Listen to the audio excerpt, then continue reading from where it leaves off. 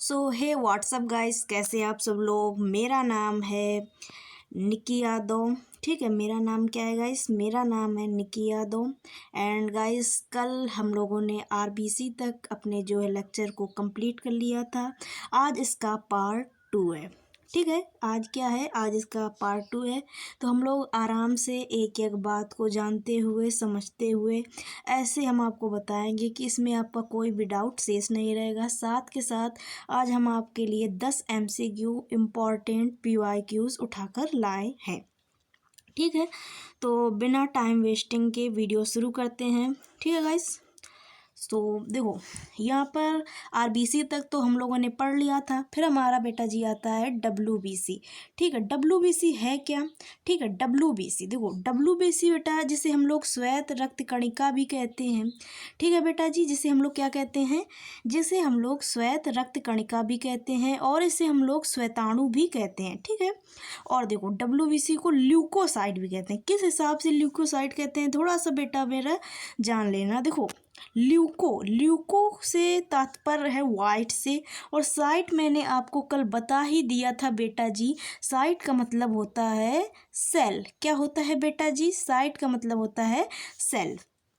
ठीक है, तो आप समझ गए होंगे इसका ल्यूकोसाइट नेम क्यों पड़ा। ठीक है, तो आगे चलते हैं बेटा जी। देखो हीमोग्लोबिन का अभाव, ये मेरे नोट्स हैं, शॉर्ट नोट्स हैं। ठीक है, मैं आपको एनसीईआरटी लाइन बाय लाइन भी बताऊंगी। ठीक, देखो हीमोग्लोबिन का अभाव रहता है तो एक जैसे मान लो, वैसे तो मैं बता चुकी हीमोग्लोबिन क्या होता है बेटा जी। हीमोग्लोबिन एक प्रकार की प्रोटीन होती है। ठीक है, और बेटा जी इसमें केंद्रक उपस्थित होता है। ठीक है, तो केंद्रक उपस्थित होता है, बट बेटा जी जो आरबीसी होता है, ठीक है, क्या आरबीसी, ठीक है, आरबीसी में केंद्रक उपस्थित नहीं होता है। लेकिन बेटा जी मेरी बात को ध्यान से सुनना, उसमें आरबीसी में हीमोग्लोबिन उपस्थित होता है। क्या उपस्थित होता है? हीमोग्लोबिन उपस्थित होता है बेटा जी।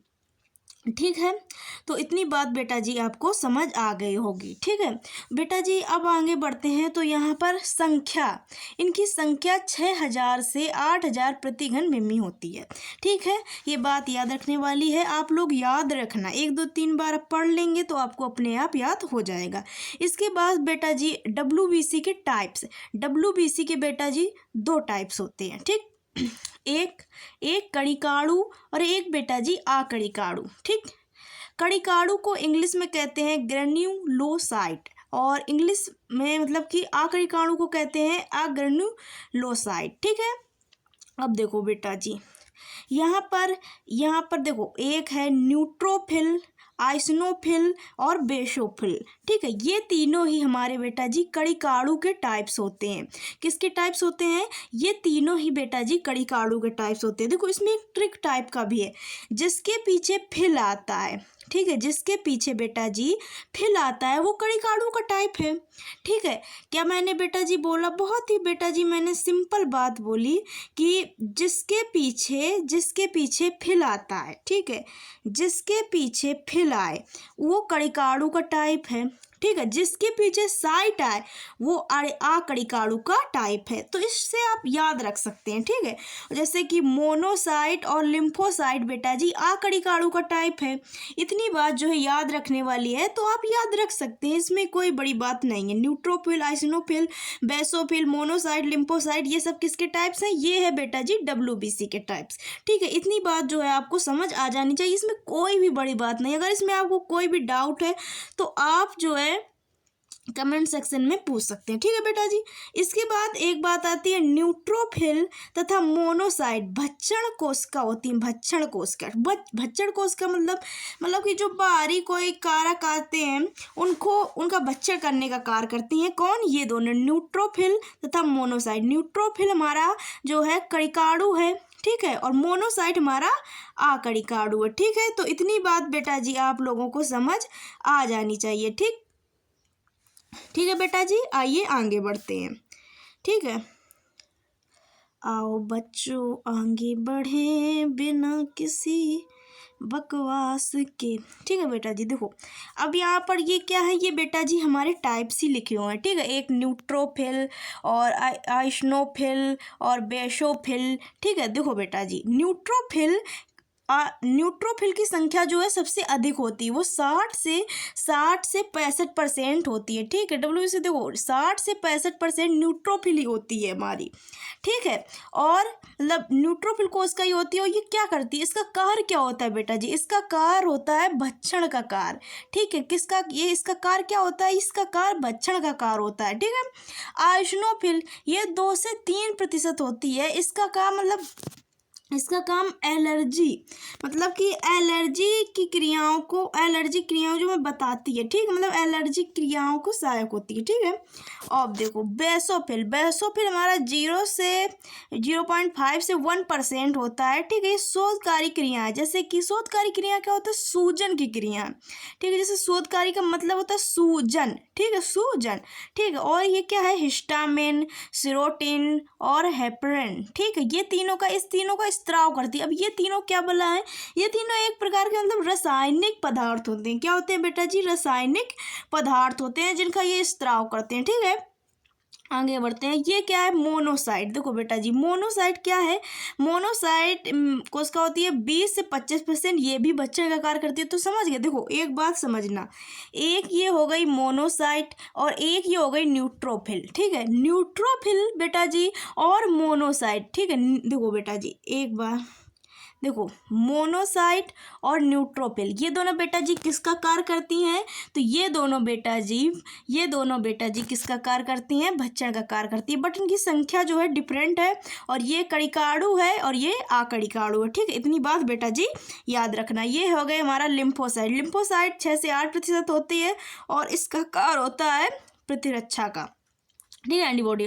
अब ये भी 2 प्रकार की होती है बेटा जी। ठीक है, ये कितनी प्रकार की होती है, ये भी 2 प्रकार की होती है। एक बी लिम्फोसाइट और बेटा जी एक होती है टी लिम्फोसाइट। ओके बेटा जी, इतनी बात जो है आपको समझ आई, इसमें कोई भी प्रॉब्लमेटिक चीज मैंने बोली ही नहीं है।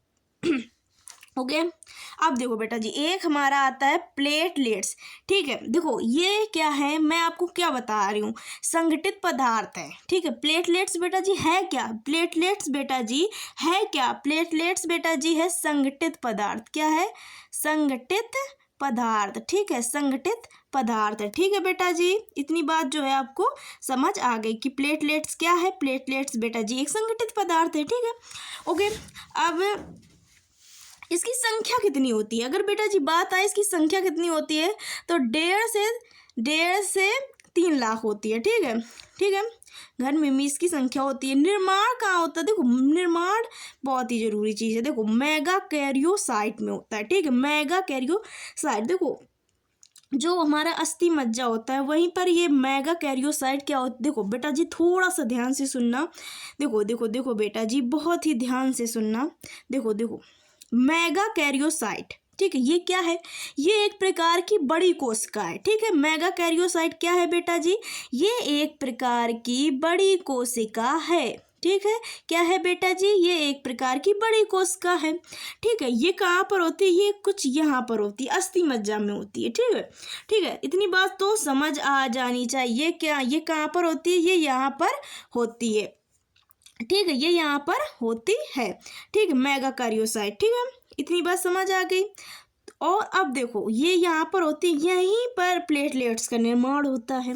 ठीक है बेटा जी, अब देखो इसे पट्टिकाणु भी कहते हैं, थ्रोम्बोसाइट भी कहते हैं। ठीक है, प्लेटलेट्स को पट्टिकाणु भी कहते हैं और थ्रोम्बोसाइट भी कहते हैं। थ्रोम्बो प्लेटलेट से है और साइट मतलब कोशिका। ठीक है, कार क्या होता है, देखो जैसे कि हमारे जैसे पैर हाथ में चोट लग जाती है ना, चोट लगने में तो ब्लड हमारा निकलता जाता है।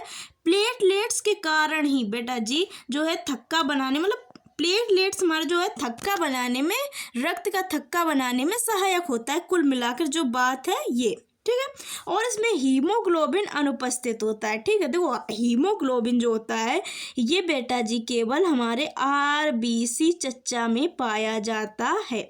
ठीक है, ये केवल कहाँ पाया जाता है बेटा जी, आरबीसी में पाया जाता है। ठीक है, अब देखो यहाँ पर कुछ लिखा हुआ है, ये स्पेशल नोट्स है। ठीक है बेटा जी, स्पेशल है, इसको रुको थोड़ा सा देखो ना अभी, देखो प्रतिजन, ठीक है। प्रतिजन क्या है? शरीर में बाहर से आने वाले हानिकारकों को प्रतिजन कहते हैं। देखो हमारा जो माइंड है, ठीक है, जो हमारा मस्तिष्क, हमारी जो चीज़ें हैं वो क्या हैं, ठीक है, वो सभी जानती हैं बेटा जी कि कौन हमारे शरीर का दवाई दारू जो हम लोग खाते पीते उनको वो लोग पहचानते हैं अच्छे से कि ये हमारे ही लोग हैं। ये क्या है? ये बेटा जी हमारे ही लोग हैं। लेकिन जब कोई बाहरी कारक आता है, जैसे बेटा जी जीवाणु विषाणु वगैरह आते हैं, ठीक है, तो वो समझ जाता है ये कोई बाहरी कारक यानी कि प्रतिजन है बेटा जी, ठीक है। तो फिर बस क्या होता है, फिर वो मार देती हैं, उनको एंटीबॉडी बनाता है, फिर वो मारते हैं, ठीक है। तो बेटा जी इतनी बात जो है आपको समझ आ देनी चाहिए, इसमें कोई भी प्रॉब्लमेटिक बात मैंने बोली नहीं है, ठीक है। आगे बढ़ते हैं। अब देखो बेटा जी मैंने आपसे बोला था कुछ MCQ हैं, तो वो भी मैं आपको करा देती हूँ। रुक जा रुक जा रुक जा रुक जा, ठीक, रुक जा।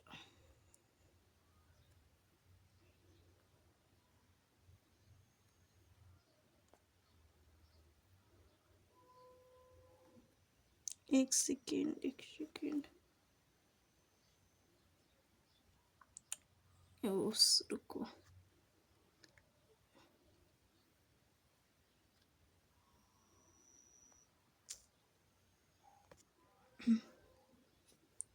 हाँ अब सही है, ठीक है,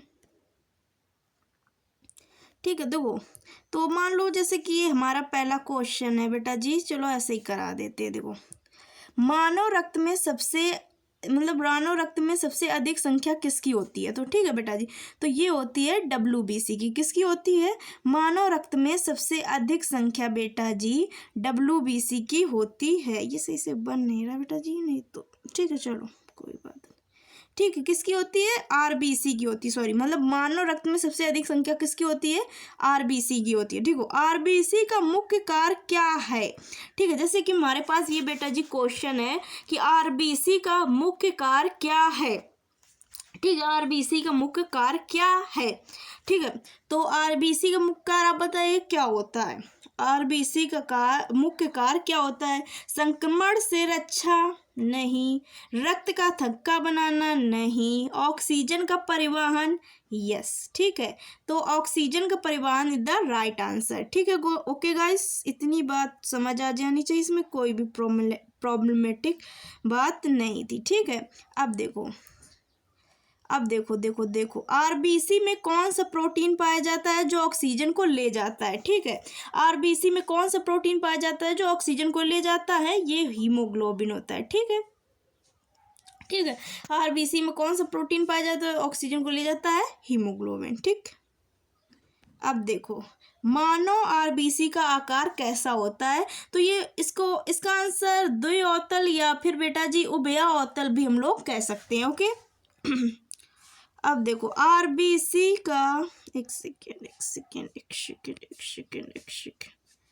RBC का मुख्य कार्य क्या है? देखो RBC का मुख्य कार्य शरीर की रक्षा यानी कि प्रतिरक्षा बनाए रखना, ठीक है। RBC का मुख्य कार्य बेटा जी क्या होता है? प्रतिरक्षा बनाए, अबे यार यहाँ तो लिख भी नहीं रहा, अगली बार से हम क्या करेंगे, आंसर छुपा कर लाएंगे, ठीक है। मैंने कोशिश तो की थी लेकिन छुप नहीं पाए, ठीक है। अब देखो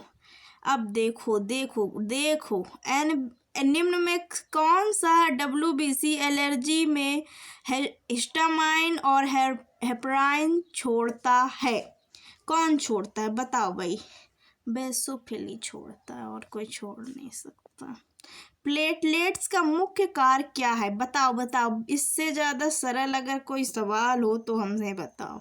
रक्त का थक्का बनाना। अब बताओ ये इसके अलावा कौन सी प्रोटीन इसका रक्त का थक्का बनाती है? कमेंट सेक्शन में बता देना, ठीक है। अब कौन सा 8वां नंबर, प्लेटलेट्स का निर्माण किससे होता है? ठीक है, प्लेटलेट्स का निर्माण मेगाक्रियोसाइट से होता है, ठीक है, जो बोन मैरो में होती है, ओके बेटा जी। RBC का जीवन काल लगभग कितने दिन का होता है? 120 डेज, ओके बेटा जी। अब देखो, निम्न में कौन सा WBC एंटीबॉडी नहीं बनाता है? कि बनाता है। ठीक है, कभी कभी ऐसे भी पूछ सकता है नहीं बनाता है, तो नहीं का जरूर याद रखना। तो बनाता है लिम्फोसाइट। ठीक है, अब क्या है भाई, अब क्या बचा है भाई? अब बची है NCERT लाइन बाई लाइन। चलो भाई पढ़ लेती हैं इसको भी, जब इतना ज़्यादा पढ़ लिया है तो। ठीक है, देखो ल्यूकोसाइट समझ गए, WBC। ठीक है, ल्यूकोसाइट को हीमोग्लोबिन के अभाव के कारण तथा रंगहीन होने से श्वेत रुधिर कणिका भी कहते हैं। देखो भाई क्या बोला जा रहा है, साफ सीधी बात है। मतलब जो ल्यूकोसाइट होती है उसमें हीमोग्लोबिन का अभाव होता है तथा ये रंगहीन होती है, इसलिए इसे श्वेत रुधिर कणिका कहते हैं। ठीक है, और आगे क्या बोला जा रहा है, इसमें केंद्रक पाए जाते हैं। ठीक है, तथा इनकी संख्या लाल रक्त कणिकाओं की अपेक्षा औसतन 6000 से 8000 प्रति घन मिमी रक्त होती है। देखो बेटा जी, इसमें क्या बोला गया कि इसमें केंद्रक पाए जाते, यानी कि इसमें कोश का विभाजन भी होता होगा। ठीक है, बट बेटा जी RBC में, ठीक है बेटा जी, RBC में कोश का विभाजन नहीं होता है। ठीक है, RBC में कोश का विभाजन बेटा जी नहीं होता है। ठीक, अब देखो इसकी संख्या भी बेटा जी जान गए, वही ऊपर जो मैंने लिखा था वही है। ये कणिकाणु और अकणिकाणु, न्यूट्रोफिल, आइसोफिल, बेसोफिल कणिकाणु के प्रकार है। लिम्फोसाइट, मोनोसाइट अकणिकाणु के प्रकार हैं। ठीक है बेटा जी, न्यूट्रोफिल की संख्या सबसे अधिक होती है और बेसोफिल की संख्या सबसे कम होती है। अब थोड़ा सा देखो, ये बेटा जी क्या है, ये है बेटा जी RBC। ठीक, RBC दाऊ हैं ये। ठीक है, ये क्या है, ये प्लेटलेट्स दाऊ हैं। ठीक है, ये क्या है, ये आइसोफिल है बेटा जी। ये है बेसोफिल, संख्या जिसकी कम होती है। ये न्यूट्रोफिल होता है जिसकी संख्या सबसे अधिक होती है। ये मोनोसाइट, देखो न्यूट्रोफिल और मोनोसाइट अगल बगल भच्चर कोशिका होती है। ठीक है, ये T लिम्फोसाइट और ये B लिम्फोसाइट। ठीक है, आगे बढ़ते हैं। अब देखो न्यूट्रोफिल तथा मोनोसाइट 6 से 8% बच्चर कोशिका होती हैं। देखो ठीक है, मैंने जो ऊपर लिख रखा था वही बात बोली गई है। ठीक है, 6 से 8% होती है, बच्चर कोशिका होती है जो अंदर प्रवेश करने वाले बाह्यजीवों को समाप्त करती है। दवाई दारू खाना पीना के अलावा जिन्हें वो नहीं पहचानती वो आएंगे तो ये खा जाएंगी। ठीक है, कौन खा जाएगा? स्पेशल लोग हैं न्यूट्रोफिल तथा मोनोसाइट। न्यूट्रोफिल की संख्या सबसे अधिक होती है। ठीक है, बेसोफिल हिस्टामिन, सेरोटोनिन, हेपरिन आदि का स्त्राव करती हैं, हम लोग जानते ही हैं। ये एक प्रकार के रासायनिक पदार्थ हैं और शोधकारी क्रियाओं में सम्मिलित है। इस्नोफिल 2 से 3% संक्रमण से बचाती है, एलर्जी प्रतिक्रिया में सम्मिलित रहती है। ठीक है, सहायक होती है, मैंने आपको पहले ही बता दिया था, ऊपर बता दिया था। ठीक है, लिम्फोसाइट 20 से 25% मुख्यतः 2 प्रकार की होती है, B तथा T। ठीक है बेटा जी, और ये प्रतिरक्षा में सहायक होती है। पट्टिकाणु प्लेटलेट्स को थ्रोम्बोसाइट भी कहते हैं। ये मेगाकैरियोसाइट अस्थिमज्जा कोशिका के टुकड़ों में खंडन से बनती है। देखो मेगाकैरियोसाइट, मैंने देखो बेटा जी आपको बताया था मेगाकैरियोसाइट क्या है, एक बड़ी कोशिका। ध्यान से सुनना मेरी बात, मेगाकैरियोसाइट एक बेटा जी बड़ी कोशिका जो अस्थिमज्जा में होती है, विशेष प्रकार की कोशिका है। जब वो बेटा जी टूटती है तो वो हमारी क्या बनाती है? प्लेटलेट्स बनाती है। प्लेटलेट्स कई प्रकार के पदार्थ का इस्तेमाल करती है, रुधिर का थक्का जमाने में सहायक होती है। प्लेटलेट्स की संख्या की कमी के कारण स्कंदन में विकृति हो जाती है। ठीक है, समझ गए, तथा शरीर से अधिक रक्त स्त्राव हो जाता है। ठीक है, इतनी बात समझ आ गई? अगर समझ आ गई हो तो एक लाइक जरूर कर देना मेरी मेहनत के लिए। ठीक है गाइस, थैंक्स फॉर वाचिंग। अब इसका नेक्स्ट पार्ट में हम लोग ब्लड ग्रुप वगैरह के बारे में पढ़ेंगे और जो परिसंचरण के बारे में पढ़ेंगे। ये बेटा जी था पार्ट 2। ठीक है, ये पार्ट 2 था हमारा। Thanks for watching. ठीक है, अगर वीडियो पसंद आया तो लाइक कर देना, इतना तो कर ही सकते हो, ना करना हो तो ना करना। Thanks for watching guys, bye, मिलते हैं जल्दी नेक्स्ट वीडियो।